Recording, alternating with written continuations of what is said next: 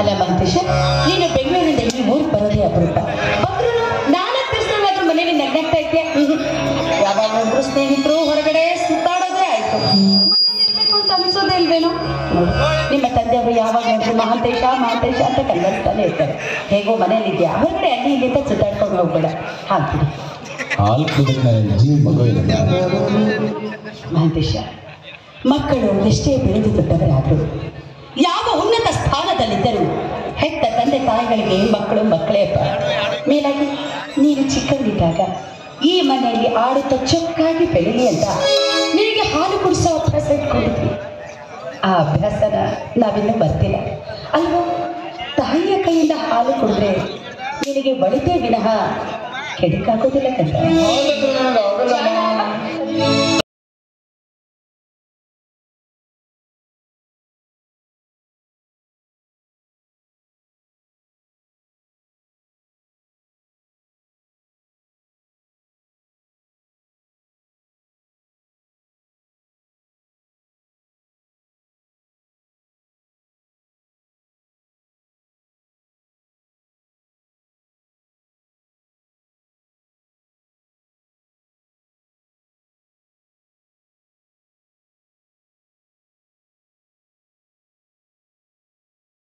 ರಾತ್ರಿ ನಾನು ಕುಡ್ಕೊಂಡು ಮನೆಗೆ ಲೇಟ್ ಆಗಿ ಬಂದಿದ್ದು ಅಪ್ಪಾಜಿ ಗೊತ್ತಾಯ್ತಾ?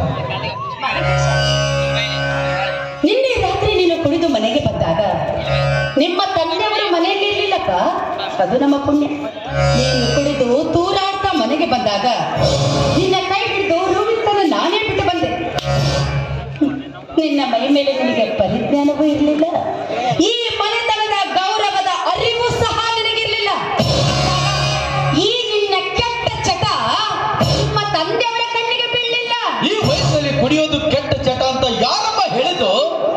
ಹಾಗಂತ ನೀನು ತಿಳಿದುಕೊಂಡಿದ್ಯಪ್ಪ, ನಾವು ತಿಳ್ಕೋಬೇಕಲ್ಲ ಮಹಾಂತೇಶ.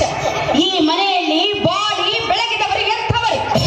ನ್ಯಾಯ ಧರ್ಮಕ್ಕಾಗಿ ತಮ್ಮ ಉಸಿರನ್ನೇ ಮುಡಿಪಾಗಿಟ್ಟವರು. ಈ ಮನೆಯಲ್ಲಿ ಅನ್ಯಾಯಕ್ಕೆ ಯಾವ ಕಾಲಕ್ಕೂ ಸ್ಥಾನವಿಲ್ಲ. ಈ ರೀತಿ ದುಶ್ಚಟ ಕಲ್ತಿದ್ಯಲ್ಲ, ನಾಳೆ ಇದರಿಂದ ನಿನ್ನ ಜೀವನ ಅಧೋಪತನಕ್ಕಿಳಿಯುತ್ತೆ. ಎಚ್ಚರ. ತಿಳಿದು ತಪ್ಪಾಗ್ಬಿಟ್ಟೆ. ಕೋಪ ಇದ್ರೆ ಎರಡು ಬಾರಿಸ್ಬಿಡ.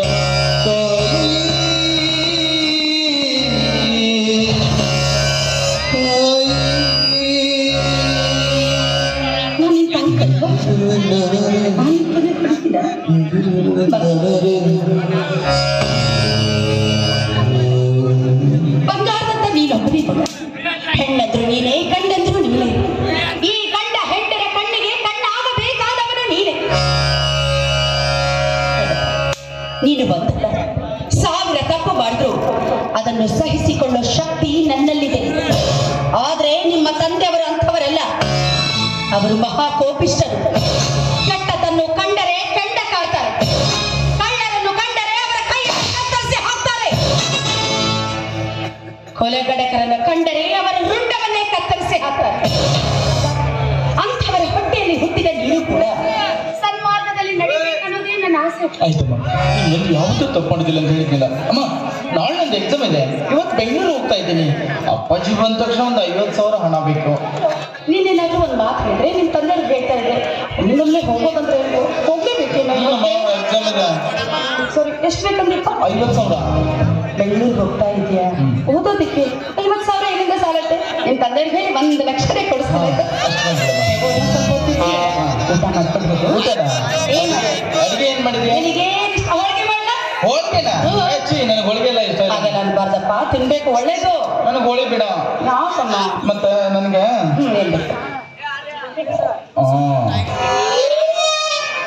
ಕೋಳಿ ಮಾಡಮ್ಮ. ಶಿವ ಶಿವ ಶಿವ ಶಿವ ಶಿವ ಶಿವ, ಏನು ಮಾತು ಇದು? ಕೋಳಿ ಕೋಳಿ ತಿನ್ನೋದು ಕಲ್ತಿದೀಯೇನೋ ನೀನು? ನಾವು ಅದೆಲ್ಲ ತಿನ್ಬಾರ್ದು. ಕೋಳಿ ಬೇಡವಾ? ಏನಾದ್ರು ಚಿಕನ್ ಮಾಡು. ಮಂತೇಶ, ಹಾಗಂದ್ರೆ ಏನಪ್ಪ? ಎಣ್ಣೆ ಬದ್ನಿಕಾಯಿ. ಗೊತ್ತಿತ್ತು. ನನ್ನ ಕಾಡ್ಸೋದಕ್ಕೆ ನೀ ಅದನ್ನ ತಿಂತೀನಿ ಅಂತಿಲ್ಲ ನೋಡು. ನೀ ಹೊರಗಡೆ ಎಲ್ಲೇ ಏನೇ ತಿಂದ್ರು ಚಿಕನ್ ಮಾತ್ರ ತಿನ್ನು. ಕೋಳಿಗಿಡ ತಿನ್ನಬೇಡ ಅಪ್ಪ.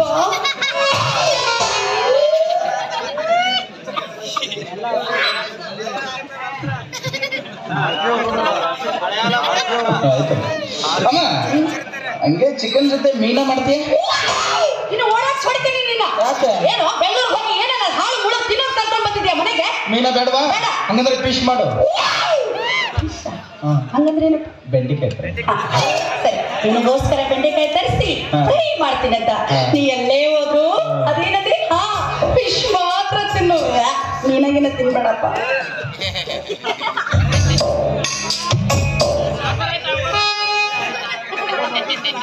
ಮನಗಂಡ ಅಪ್ಪರು ಎಂತ ಅಮ್ಮನ ಏನ್ ವಿಚಾರ ಮಾಡತ್ತೇನೆ ಗೊತ್ತೇನ? ಅಪ್ಪಾಜಿ ನಿನ್ನ ಜೊತೆ ಹೆಂಗಾರ ಜೀವನ ಮಾಡ್ಯಾನ ಅಂತ ವಿಚಾರ.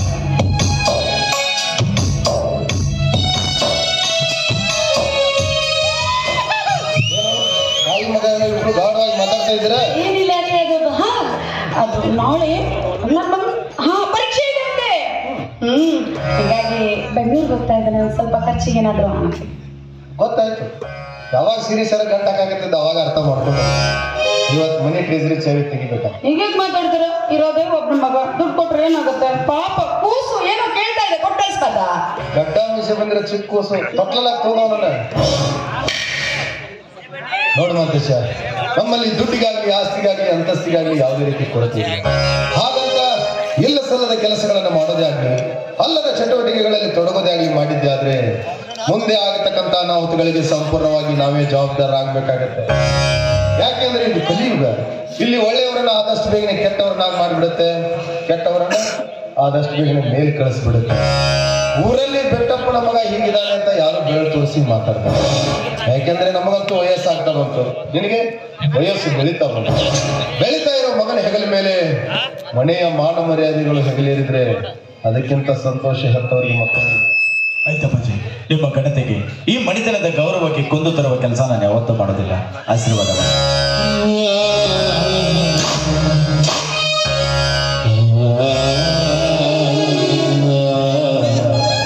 ಅಪ್ಪಾರ ಎಲ್ಲ ತಯಾರಾಗಿರಲ್ಲ? ಬೆಂಗಳೂರು ಹೋಗ್ತಾ ಇದ್ದೀನಿ ಅಂಕಲ್, ನಾಳೆ ಒಂದು ಎಕ್ಸಾಮ್ ಇದೆ. ಹಂಗಂದ್ರೆ ಪೇಪರ್ ವಾರ್ಷಿಕ ಪರೀಕ್ಷೆ. ಓ, ವಾರ್ಷಿಕ ಪರೀಕ್ಷೆ. ಸಾಕ್ಷರತಾ ಸಾಲಿತಲ್ರಿ ರಟ ಈಗ ಬರೀತಿದ್ವಿ ನಾವು. ಭಾಳ ಕೂತಂದು ಭಾಳ ಓದ್ತಂದ್ರಿ ನಾನು. ಈಗ ಅವ್ ನಾಳೆ ಅದಾವನ್ರಿ? ಅವ್ರಿಗೆ ಹೇಳ್ರಿ, ಫೋನ್ರೆ ಮಾಡ್ರಿ, ಇಲ್ಲ ತಪ್ಪಾದ್ರೆ ಹಾಕ್ರಿ. ಅವ್ ನಾಳೆ ಬಿಟ್ಟು ಇನ್ನೊಂದು 4 ದಿವಸ ಮುಂದೆ ಇಟ್ಕೋ ಅಂತ ಹೇಳ್ರಿ ಅವ್ರು. ಏನು ಹೌದ್ರಿ? ಅದೇನು ಊರು ದುರ್ಗವನ್ ಜಾತ್ರೆ ಮಾಡಿದಾನ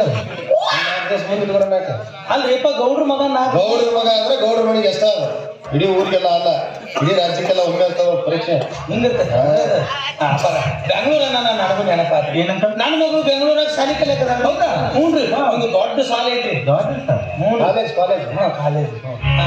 ಆ ಶಾಲೆಯಾಗ ನನ್ನ ಮಗಳು ಕಲಿಯಕದಾಗ ನನ್ನ ಮಗಳು ಬೇಕಾರಲ್ಲ ಅಂದ್ರೆ ಹೇಳಿಲ್ಲ, ನಿಮ್ಮ ಅಪ್ಪ ಆರಾಮದಾರ ಅಂತ ಹೇಳಿ.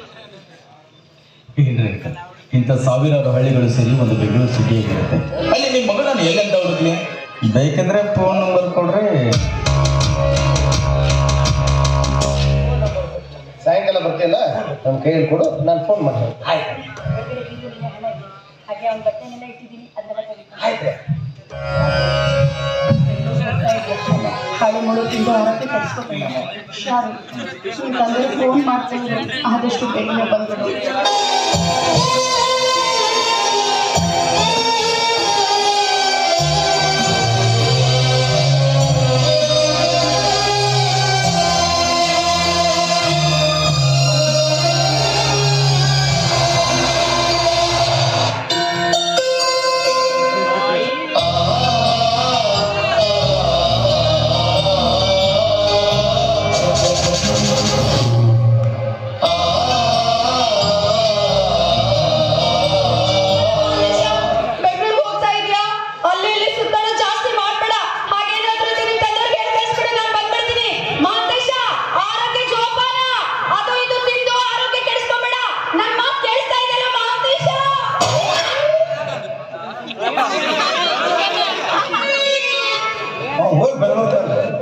ಸುಮ್ಮನೆ ಹೋಗೋ ಅನ್ಸುತ್ತೆ. ಅಯ್ಯೋ, ಮುಂಚೆನಾದ್ರೂ ಹೇಳ್ಬಾರ್ದೇನ್ರಿ? ಅಣ್ಣನ ಇಲ್ಲೇ ಬಿಟ್ಟು ನಾನು ಹೋಗ್ತಿದ್ದೆ. ಈಗೇನಾಯ್ತು? ಅಣ್ಣನ ಕಳ್ಸ್ಕೊಡ್ತೀನಿ, ನಾವು ಹೋಗ್ಬಿಡ್ತೀನಿ. ಬರೀ ಇಲ್ಲ ಕೇಳ್ಬಾರ್ದು. ಅಲ್ಲ, ಅದೊಂದು ಮಗು ಆದ್ಮೇಲೆ ಮತ್ತೆ ಇನ್ನೊಂದು ಮಗು ಬೇಕಂತ ಅನ್ನಿಸ್ಲಿಲ್ವಾ? ಈಗಾಗಲೇ ನನಗೆ 2 ಮಕ್ಕಳಾಗಿದೆ. ಎಲ್ಲಿ ಈಗ ಹೋಯ್ತಲ್ಲ, ಅದು ನನ್ನ ಚಿಕ್ಕ ಮಗು. ಇನ್ನು ನೀವಿದ್ದೀರಲ್ಲ, ದೊಡ್ಡ ಮಗು. ಆ ಮಗುನ ಹೇಗಾದ್ರೂ ಸಂಭಾಳಿಸ್ಬೋದು. ಈ ಮಗುನ ಸಂಭಾಳಿಸೋದು ತುಂಬಾ ಕಷ್ಟ.